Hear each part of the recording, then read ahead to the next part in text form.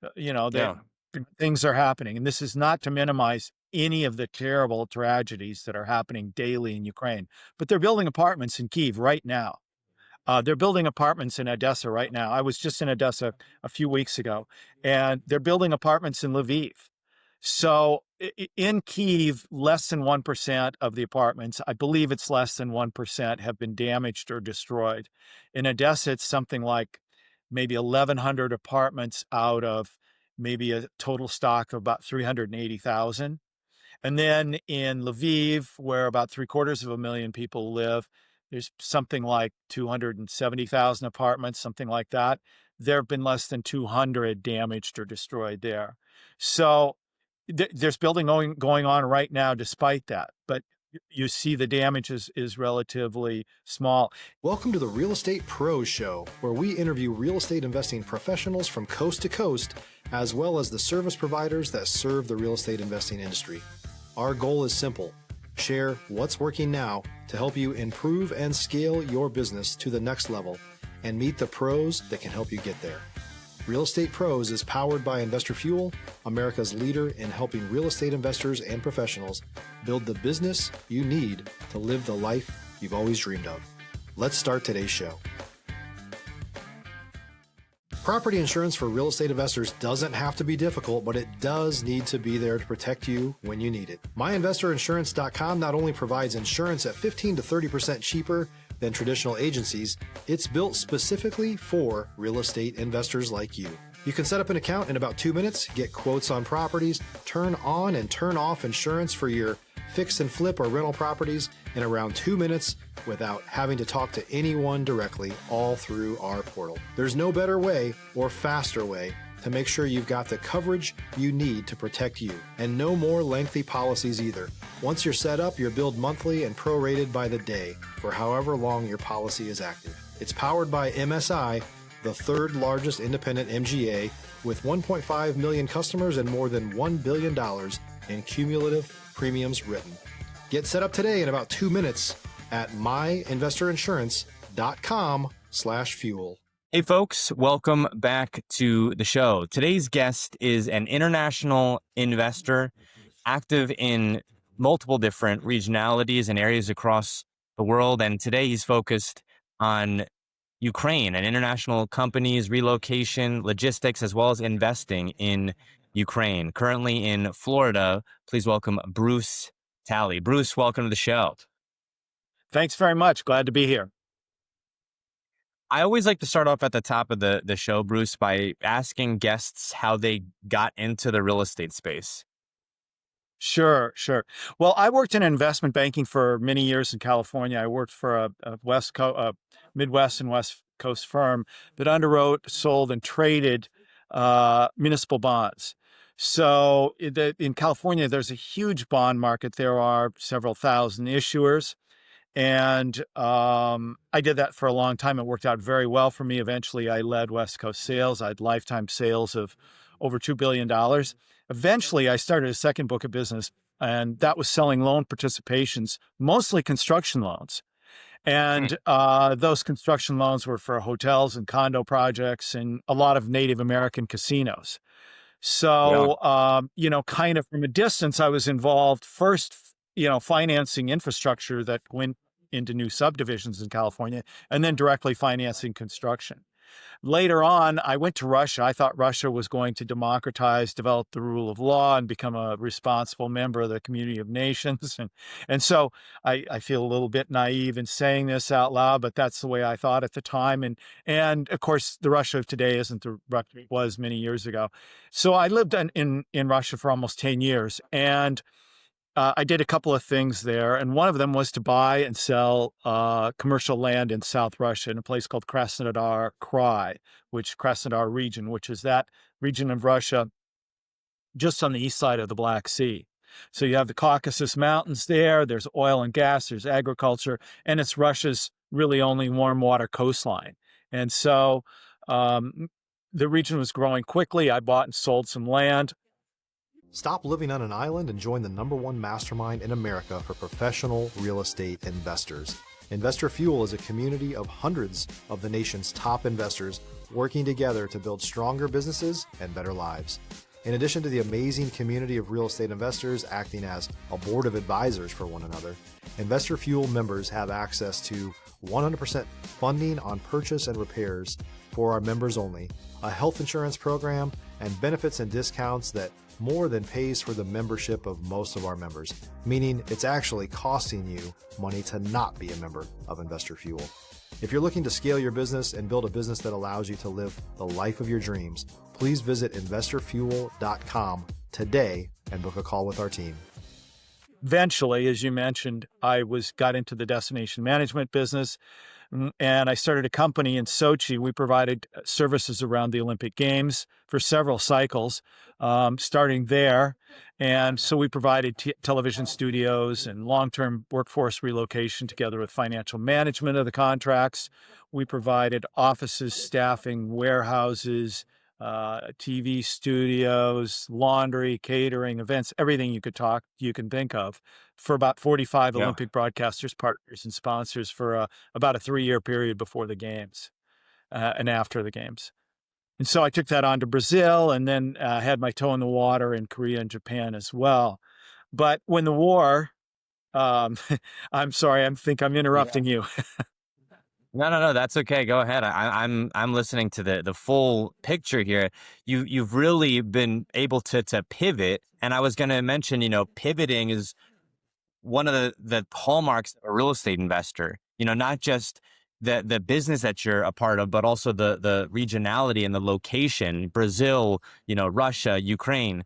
You mentioned Brazil and attended like Japan. What was your involvement there? Well, Brazil and Japan, I was providing services around the Olympic Games. So, it was strictly related to that, same kinds of services. We had a contract with a very large company in Brazil. So we moved our team down there and, provided services in Brazil, and then to a lesser extent in Korea and in Tokyo. So, but limited in those countries, limited to destination management services. So I'm imagining that to Ukraine is a different story because Ukraine, a lot going on in Ukraine, right? yeah. How did you decide you're going to take a look at Ukraine when you were doing Olympic Games, Brazil, right? Japan? What was the pivot to Ukraine like? Well, it's really interesting, a really good question. So as you know, I was involved in commercial land and land development in South Russia. And so my observation was, well, let me kind of skip forward to 2022. So after Russia escalated in 2022, I was in Ukraine within about a month. And Ukraine's a large country. It's about 90 or 95% the size of Texas. So it's not, the damage, everything that's happening there, it's not uniform. And it's a lot worse in the south and southeast of the country. But anyway, so I was over there, and I had been in Ukraine many times when I lived in Russia, just out of curiosity. I always want to know what's around the next bend in the road. And there are some cultural and other kinds of similarities between the two countries. It doesn't give Russia the ability or the right to be invading and killing people and taking their land, but there are some similarities there. Both children of the Soviet Union, right? So I went over there because I believed that my knowledge of business in the post-Soviet space, my knowledge of American capital markets, I believed that all that could offer some value.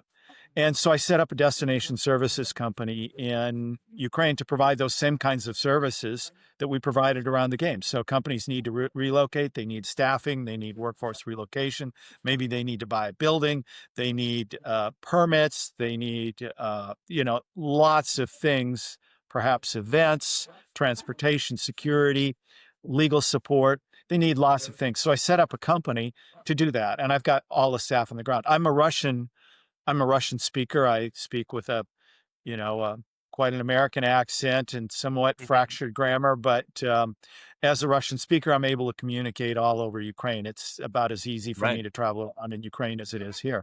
But one of the things that I have been thinking about for several years is that had I just bought residential real estate in If you're looking for consistent, high-quality leads, look no further than Investor Machine. Investor Machine isn't just another agency, it's the most sophisticated, data-driven lead generation company on the planet for real estate investors, and serves the role of being not just a lead generator for your business, but a marketing partner that is helping you achieve your goals along the way. Go to investormachine.com to learn more and schedule a call with our team today.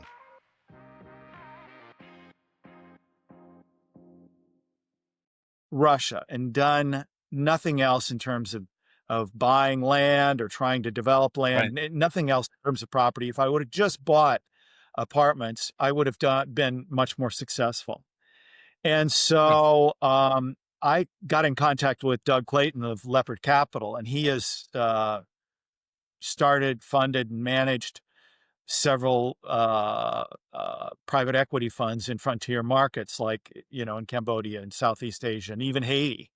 And Yeah. so I think Doug agrees with me that residential offers great upside. And I just want to make one thing here clear before I go any further. This isn't an offer to buy or sell securities. We're discussing the concept and the strategy, but we have started are in the process of starting the Ukraine Prime Property Fund.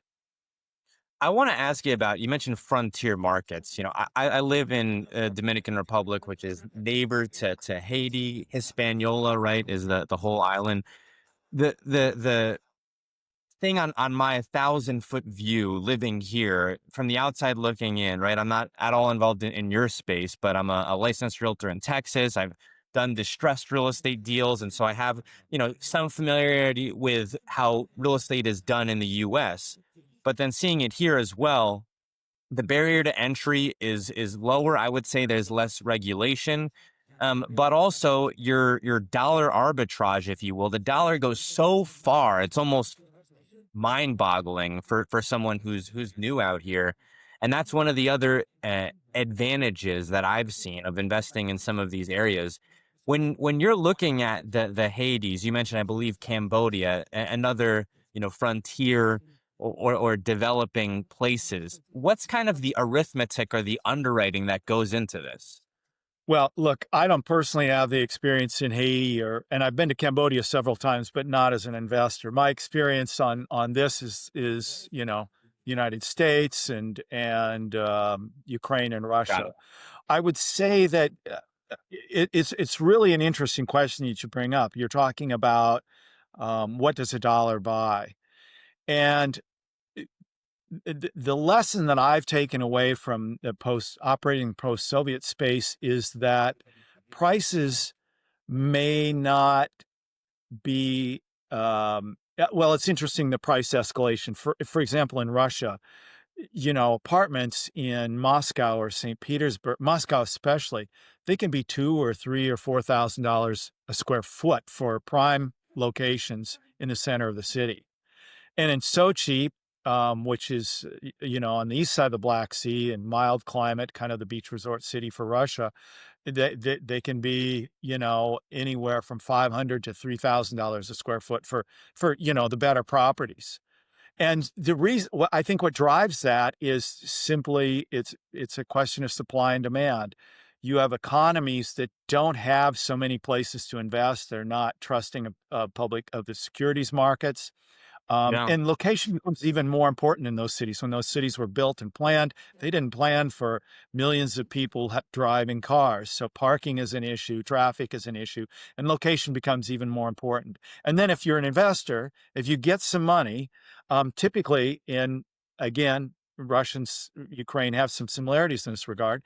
Typically what they're going to look at is buying an apartment because you can either live in it or, rent it out. And the other thing that you mentioned in relation to costs I thought was really interesting was, where does the dollar go? Well, human labor in Ukraine is relatively inexpensive. For instance, Hmm. for a laborer in Ukraine, the costs are about 28% out the door of what they are in Poland. Hmm. So as Ukraine moves towards integration with the EU, I strongly believe it's going to become a manufacturing hub for Europe because the costs are so much lower. And they're already planning infrastructure in Western Ukraine around a large influx of manufacturing and transportation and tourism and a lot of things. If you're a new or newer real estate investor looking to launch or grow your real estate investing business, please check out Investor Fuel Club. It's a coaching community, but unlike anything you've ever seen before. And you can actually partner with members of our mastermind from coast to coast on deals right in your market. There's no better opportunity to build a consistent business than to literally partner with pros to help you avoid costly mistakes, avoid the need for capital to do deals, and help you eliminate your fears as you're starting your business. Learn more about Investor Fuel Club at investorfuel.com/club. I want to ask you about the real estate deals and the deals that are providing housing for people in Ukraine specifically. I see a lot in the United States of this move towards tiny homes to fix or to address the housing crisis. I believe it's either Lennar or D.R. Horton is doing a whole tiny home subdivision in the greater San Antonio, Texas area. But then I'm also seeing there's this push towards people who may have traditionally been, fix and flippers, moving more towards uh, ground up construction, subdivisions, even figuring out how to break into like flex use commercial.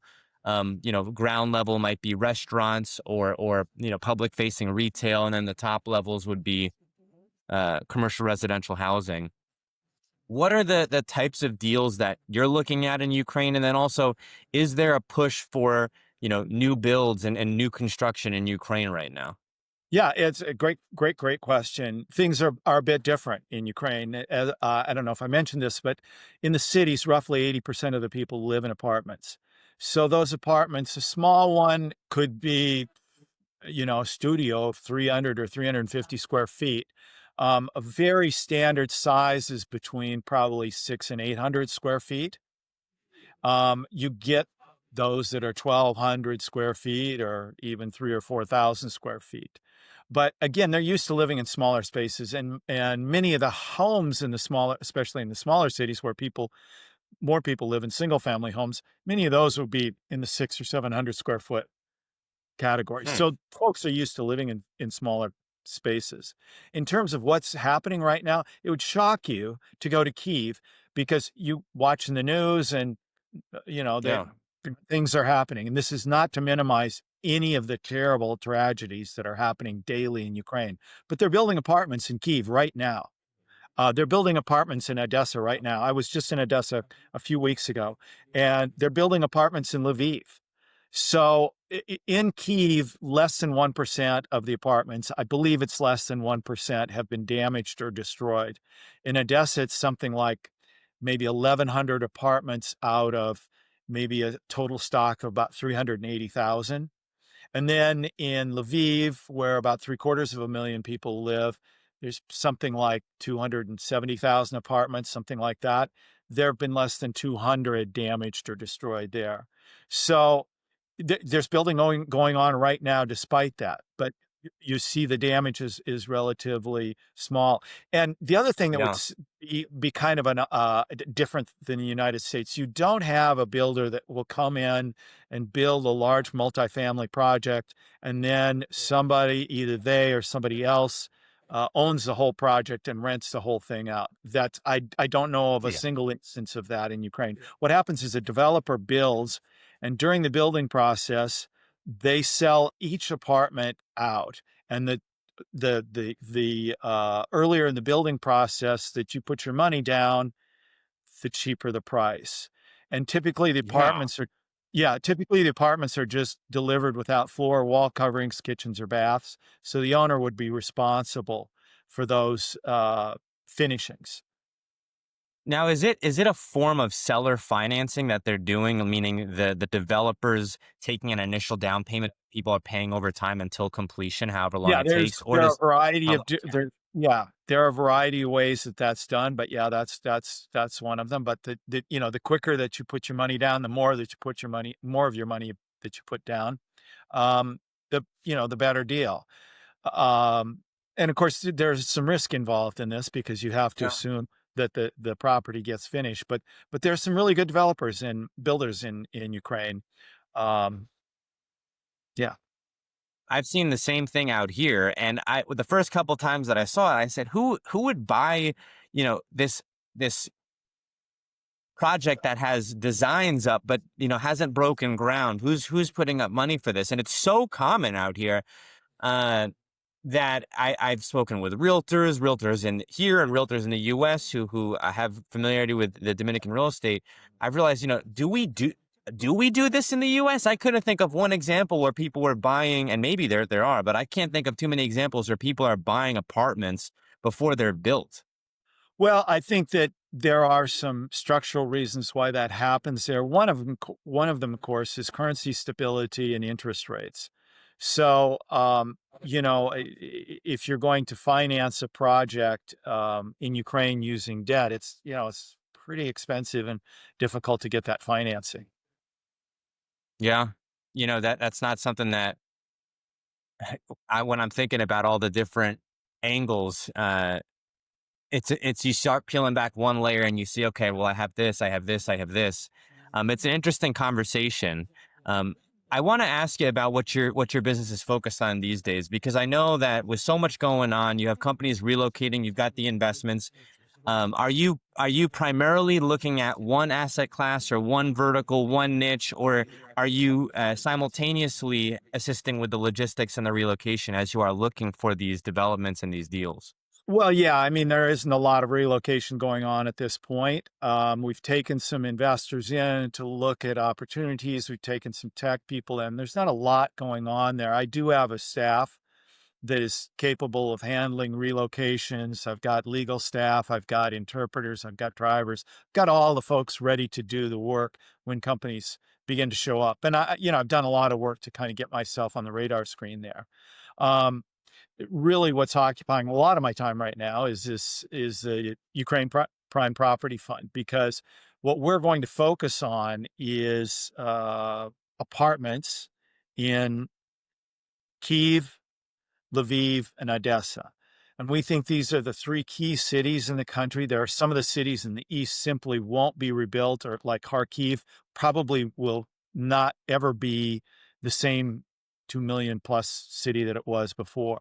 So there's been Mm, a population shift that started in 2011 that was kind of moving to central and western Ukraine to begin with. And then this was kind of accelerated when Russia started the war in 2014. So there's a big population shift going on anyway. Then you have internally displaced people, and then you have millions of refugees that are living in Poland and Germany and the Netherlands and France and all throughout Europe and even the United States. So a lot of right. that diaspora will return. And where are they going to go back to? Well, they're going back to where the jobs are going to be, where the opportunity is.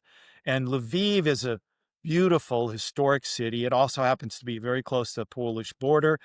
Uh, we believe that Lviv is going to regionally be very, very important for tourism and for agriculture, for manufacturing and transportation. They're building a lot of transportation infrastructure around it.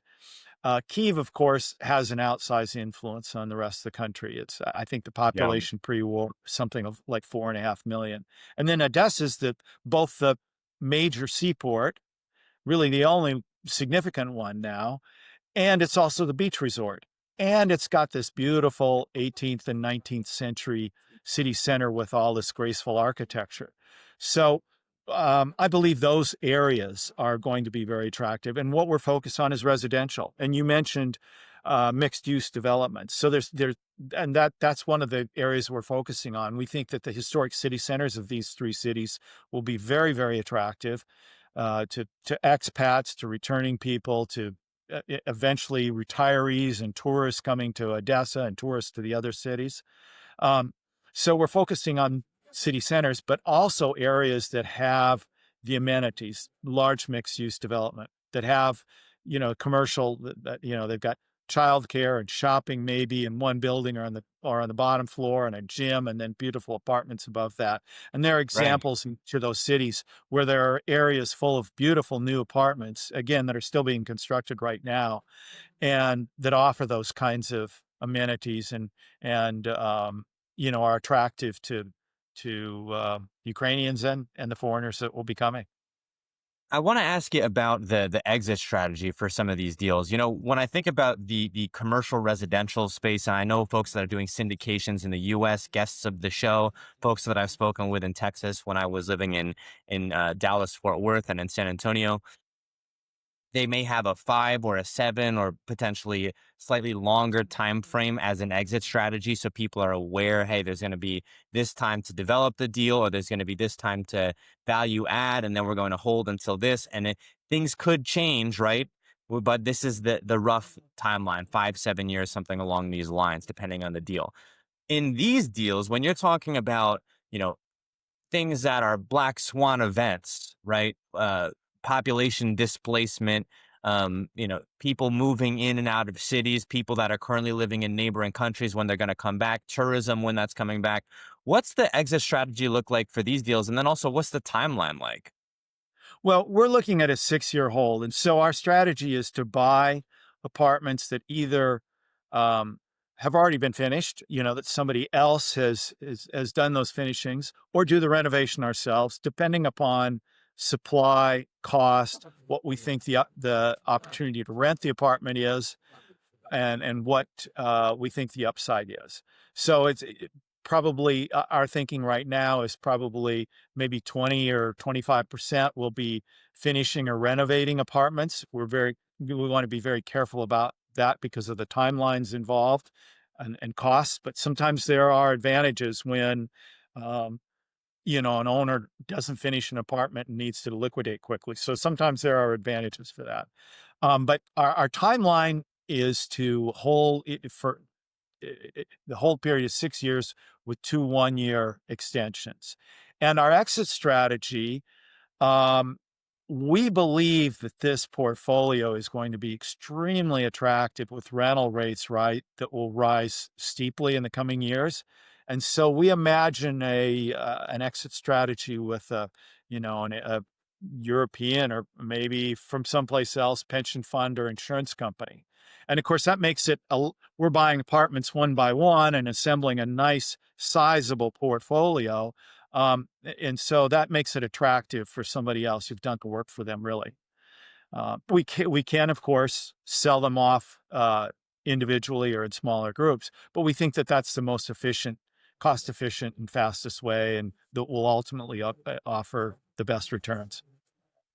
Well, my hat goes off to you, both from the perspective of what you're currently doing in Ukraine and how forward thinking that is, but also, again, the ability to pivot and to see need and to move regionalities, Russia, Brazil, Japan, um, and then Ukraine. It's impressive. Hey, Bruce, we are coming up on time here. Where can folks go if they'd like to reach out to you or get in contact with you? Yeah, my email, talley.br@gmail.com, or you can find me on LinkedIn. Bruce, thank you so much for coming on the show here today. Thank you very much for having me. It was a pleasure. Thanks for joining us for today's Real Estate Pros Show. You can learn more about the amazing benefits of the Investor Fuel Mastermind community, including surrounding yourself with hundreds of other rock stars, 100% financing for your deals, and members-only discounts from vendors you're likely already using that, as a member of Investor Fuel, will save you more than the cost of your membership. Visit investorfuel.com to learn more. If you're interested in joining us as a guest of this show, please visit investorfuel.com/pros to apply. You can also check the show notes for access to free resources, how to get access to world-class lead generation, and much more. Don't forget to subscribe so you never miss another episode. Have a great day. We'll see you on the next show.